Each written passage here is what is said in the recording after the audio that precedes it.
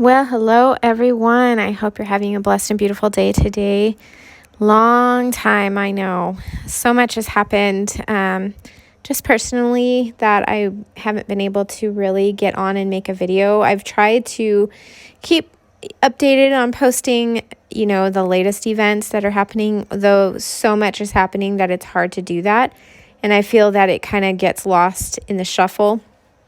But I wanted to come on today and just kind of talk a little bit from my heart about some stuff that I've been noticing just happening in the world. And again, this is just my personal view, okay? This is not something that I read in the Bible or anything like that. This is my personal view. So you can take it for what it is, and that's what it is.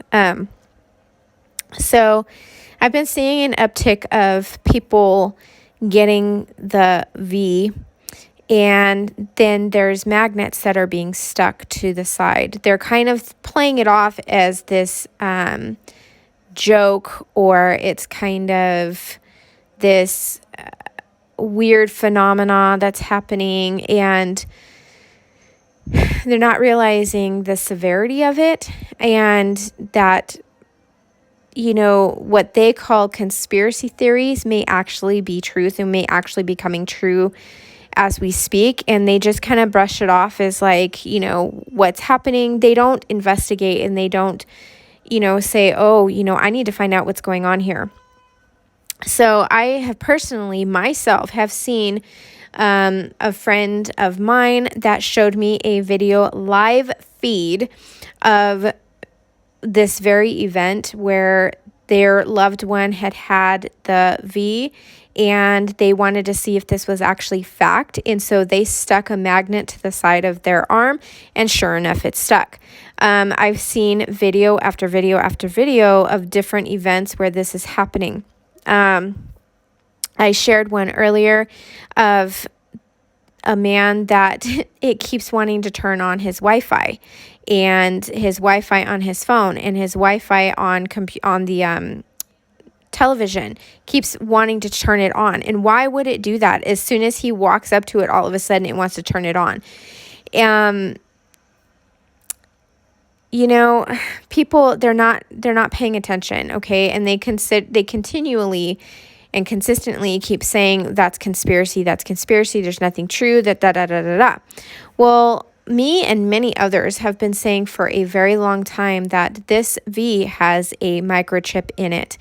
And the one thing that I have found is that YouTube, Facebook, Twitter, any other social media platform are trying to hide and get rid of any video that has this very thing. They are trying to hide and minimize the magnet test.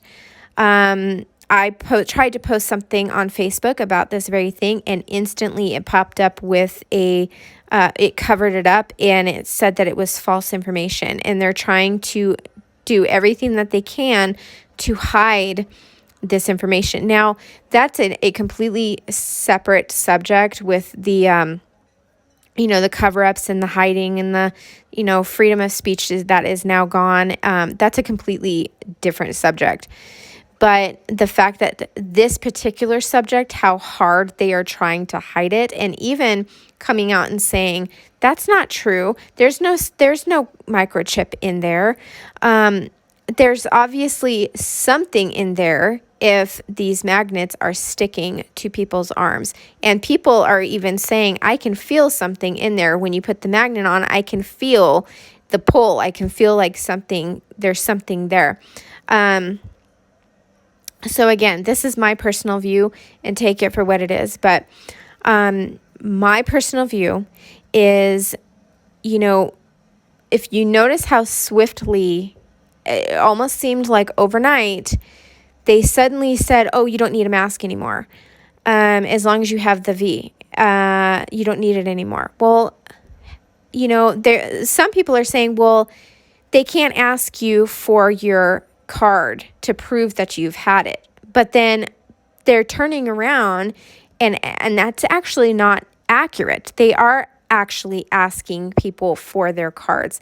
And I saw a thing today where people are going to be charged 5 years for purchasing a false card, where eBay, Amazon, and many other sites are selling fraudulent, or I don't want to say fraudulent, but like you have a fake ID, it's like a fake V card. And they're trying to stop it. So here's the thing, people are going to begin taking off their masks, whether they've had it or not. So what's going to happen is, you're going to have everybody kind of intermingling and mingling together, and they're not going to be able to tell who has been and who hasn't been. So there has to be a way for them to be able to tell who actually has and whose card is actually accurate. So if there's a microchip in someone's arm, that is going to be your proof. That is going to be, that's how you're going to be able to prove that you have been V'd. Because it's tracking. And we've said this, me and many others have said this months and months and months ago, that this is a tracking device. And they tried to cover that up and say, no, that's not true. There's no chip that goes in it. They called us conspiracy theorists, and they tried to say, we're not going to track where your vaccine has gone. But here we are. And this is how they are going to be able to track who has and who hasn't had it. And this is how it's going to be, they're going to be able to distinguish between V'd and not non-V'd. When you want to go to the store to buy or sell, you're not going to be able to, because if you can't prove and show your card, or you say, I forgot my card at home, let's say, I don't have my phone with me, I don't have my card with me. It's either going to be, if you don't have papers, you can't get in. Or there's going to be another way that they're going to be able to tell. And that is my personal view on that. That's just how I see things going. I'm not saying that it is the mark of the beast. However, I can see how it is greatly mirroring the mark of the beast. And that is how it's going to be and how it's going to come about. Because if this was a test run, okay, this whole virus thing was a test run to see how far people would allow them to go and how far people would just roll over and obey. And it was just a test run to see how all of this happens. And look how far we have come in such a short time. Now you have the cult of the masks, where, if you don't wear one, people wish ill on you and wish you dead. And I saw an article, which was a horrendous, horrible article. I won't even read it, but where there was a bus driver here or I don't want to say here because I don't live there, but in Colorado, where this little girl was on the bus. She's 10 years old. She took her mask down under her nose because she couldn't breathe and she was feeling sick. The bus driver beat her and slapped her so hard that a couple of times, I watched the video, I counted about 3 or 4 times that he slapped her with the hardest open hand slap that he could slap somebody with, that it knocked her to the ground and knocked her up against the seat that was in front of her. And the only thing that happened to him was that he was fired. And it was all because she took her mask down. This is a giant cult that the government has created. And it has also allowed people's evil hearts and evil intentions to be exposed. And you can see it clearly and visibly when somebody walks around somewhere without a mask on, then, that's it. Now it's going to flip-flop, okay? Now it's going to flip-flop. If you don't have a mask on, you're like us. If you have a mask on, you're a resistor. You're the one that's anti-science, and you're the one that has a problem with what we stand for and what we believe. That is going to be the flip-flop cult. Yes, you'll have, the select few that still say, well, you need to wear a mask regardless. But this is where this is all headed. And another thing that I wanted to say is that, there are many people that that say, oh, a revival is coming, a revival is coming. No, it's not coming. The revival that's coming is going to happen in the tribulation. The Bible does not say when you see these things happen, look up because your revival is coming. It does not say that. It says, look up for your redemption draws nigh when you see these things happen. The Bible doesn't speak of a revival happening prior to his coming. The revival is going to happen after the rapture of the church, when people suddenly realize that they were left behind and suddenly have the desire to hear the truth and accept the truth. That is when the revival is happening. And the people now that are saying, oh, well, Jesus can't come because the revival has to happen first, they're putting stipulations on the rapture. And what they're really saying is they don't want Jesus to come. They don't want to look for him. They don't want to end their life, the greatness of their life here. They don't want to lose the grip of the world in order for Jesus to come. They don't want him to come. So as long as they keep saying the revival is coming, they can prolong his coming. And there are many people, and I've been seeing it on YouTube, just YouTube alone. Just recently, I've been watching videos and stuff. The hatred for the rapture, and even condemning people who are watching dates or watching the times and seasons. Now, personally, myself, I don't agree with people saying dates. This is the date that it is going to happen, or this is the date that the Lord has showed me, or this is the date and time. I don't agree with that because, I may look at dates myself privately. I might look at dates all day long privately, but I would never do it in public because I don't want people getting weary and getting tired and worn out because of the continual date setting. And this is the day that it's going to happen, July 15th at 2:00, this is going to happen. And oftentimes people don't realize that Israel is ahead of time. I've seen so many times where people say, well, Jesus is going to come on Tuesday, March 15th at, 6:00, but they're thinking of their 6:00 and they're not thinking of Israel's time. And Israel is God's timepiece, not America, not China, not Russia, nowhere except for Israel. Israel is God's timepiece. And everything that's been happening over there is just an indicator of how close we are to the rapture. And anybody who has a problem with people watching for the rapture, I don't have a problem with that. I love talking about the rapture. It is one thing that just fires me up. I love it.